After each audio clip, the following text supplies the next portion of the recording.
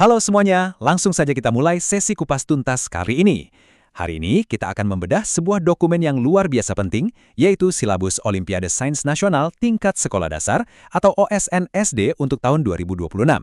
Jujur, saya antusias banget buat ngerjemahin dokumen yang super komprehensif ini jadi sebuah peta jalan yang gampang banget dipahami buat Anda semua. Yuk kita mulai. Mungkin pas pertama kali lihat, ini kelihatan kayak, ya ampun, dokumen birokrasi yang kaku banget. Tapi sebenarnya nggak sama sekali. Silabus ini justru semacam tempat pelatihan pahlawan buat calon ilmuwan, insinyur, dan pemimpin bangsa kita ke depannya. Percaya deh, perjalanan inovator sains Indonesia itu benar-benar dimulai dari sini. Untuk hari ini, pembahasan kita bakal fokus ke 4 hal. Pertama, Visi Sains Nasional 2026. Kedua, Cetak Biru Matematika. Ketiga, pilar ilmu pengetahuan alam, dan yang terakhir, evolusi kompetensi siswa. Oke, kita masuk ke bagian pertama, Visi Sains Nasional 2026.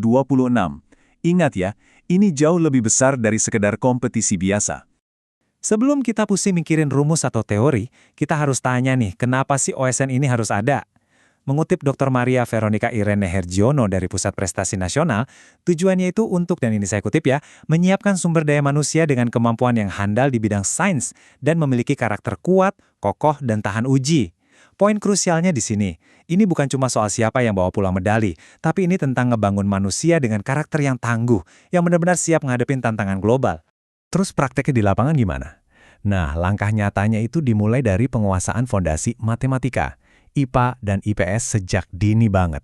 Pendekatannya tuh udah bergeser, sekarang lebih ke cara berpikir yang logis, sistematis, dan analitis buat mecahin masalah sehari-hari. Kenapa ini penting? Ya karena ini adalah cara kita ngebekalin anak-anak buat survive, berkembang, dan bahkan nyiptain teknologi baru di ekonomi masa depan. Sip, sekarang kita beralih ke bagian kedua, Cetak Biru Matematika, atau bisa juga kita sebut sebagai bahasa logika. Kalau bicara silabus matematika di dokumen ini, tolong jangan bayangin deretan angka acak yang bikin kepala pusing. Ini tuh sebenarnya sebuah progresi penalaran logis yang disusun dengan sangat rapih. Mari kita lihat gimana cakupan materi yang luas ini dirangkum. Biar guru atau orang tua nggak ngerasa kewalahan, ruang lingkup matematika yang masif ini dipetakan secara sistematis jadi 5 pilar utama. Coba perhatikan, ada bilangan seperti bilangan bulat dan rasional, aritmetika yang mencakup pecahan, lalu geometri untuk bangun datar dan ruang, statistika dan pengukuran, sampai kombinatorik buat pemecahan masalah pola. Rapi banget kan?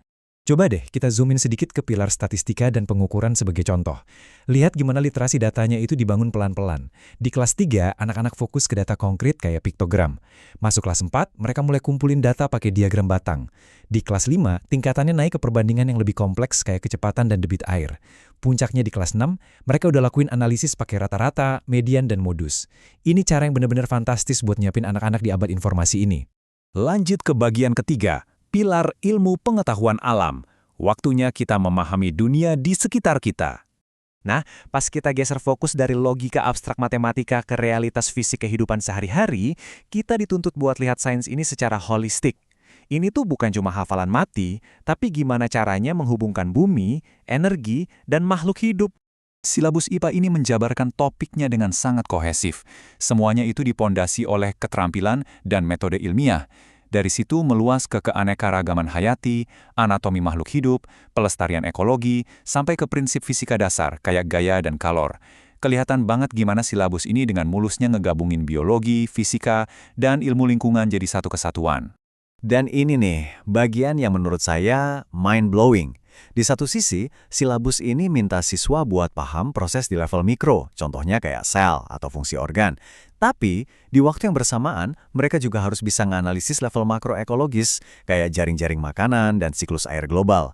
Fleksibilitas cara pandang anak tuh benar-benar dilatih habis-habisan di sini.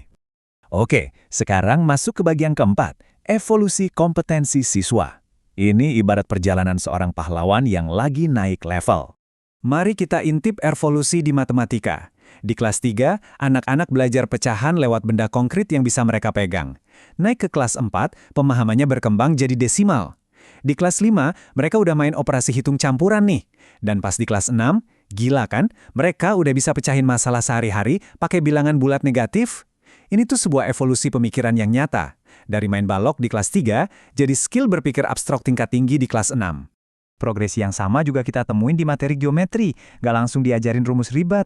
Mulanya dari satuan tidak baku di kelas 3, terus beranjak ke kubu satuan dan akar pangkat 3 di kelas 5. Nah, di kelas 6 baru deh masuk ke penguasaan luas permukaan dan volume dari bangun ruang gabungan. Kenapa dibuat bertahap gini? Biar anak nggak burn out atau jenuh duluan, tapi pemahamannya tetap nancep dan mendalam. Pola yang persis sama juga kerasa banget di ilmu sains. Di kelas 4, mereka masih membandingkan siklus hidup hewan, masuk kelas 5 mulai bahas anatomi tubuh kayak sistem pernafasan manusia, dan di kelas 6, materinya ngikutin kedewasaan anak dengan bahas ciri pubertas dan kesehatan reproduksi.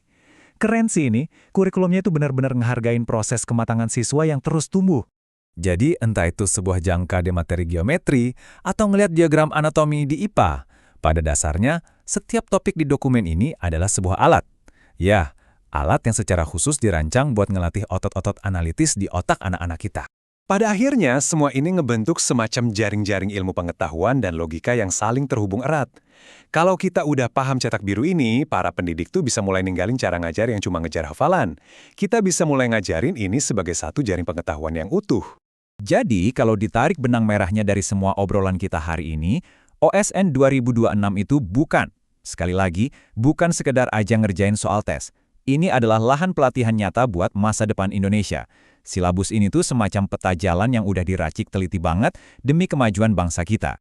Sebagai penutup, saya mau ninggalin satu pertanyaan nih buat Anda semua. Gimana sih cara Anda mulai hari ini buat memantik pemikiran kritis yang dibutuhin banget untuk mencetak inovator masa depan Indonesia? Saya tantang Anda untuk bawa wawasan dari cetak biru ini ke ruang kelas atau meja belajar di rumah dan mulailah melatih pahlawan-pahlawan muda kita. Terima kasih banyak udah ngikutin Kupas Tuntas ini dan selamat belajar.